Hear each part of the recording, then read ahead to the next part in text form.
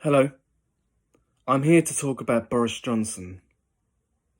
In my opinion, Boris Johnson is the best Prime Minister that the UK has ever had in the history of everything.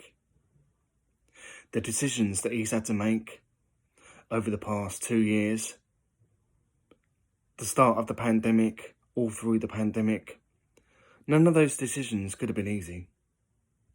He's had to make some decisions that not everybody would like, that people would agree with, that people wouldn't agree with. But he's a good man. He's a family man. He's got kids. He's got a wife. He's just like anyone else. And there's lots of anti-government people out there. So no matter who the Prime Minister is, no matter what he does or she does, they're not going to like him or her. And the decisions that he's had to make over the past 2 years have not been easy. And there's lots worse things going on. With this thing that Boris has been accused of, having this party back in May 2020, that's nothing compared to what's going on in Ukraine and other parts of the world. Boris Johnson has helped Ukraine by supplying weapons and things to help Ukraine. And I don't think there's been any other Prime Minister in the history of the UK that's been put through all of these things over the past 2 years. He's had the pandemic. He's had all the decisions that he's had to make that couldn't have been easy. And he's a good man. So don't slate Boris Johnson. And at least we live in a democracy instead of a dictatorship country like Russia. So, whatever's going on in the world now is nothing compared to this so-called party that Boris Johnson had. I mean, come on. So please give Boris some slack. He's a good man. He's a family man. He's got wife and kids. And all the decisions that he's had to make, they've all been good ones in my opinion.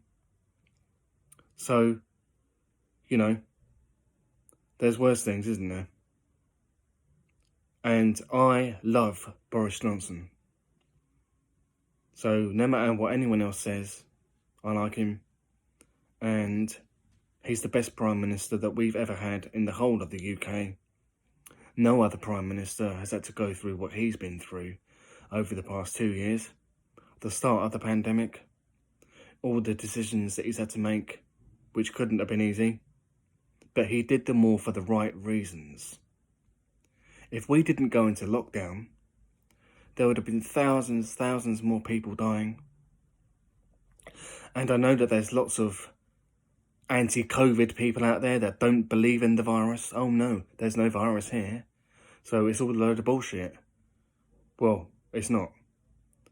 So, do you really think that the government would put us into lockdown and losing all that money? I don't think so. So, there you are. All those things happened for the right reasons. And I don't believe that Boris had a party. He was just having a meeting, and then lots of other people decided, oh, we'll bring some beer, we'll bring some wine, and da-da-da.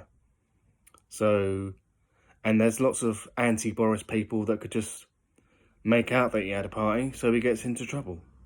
And also, Boris, he apologised, didn't he?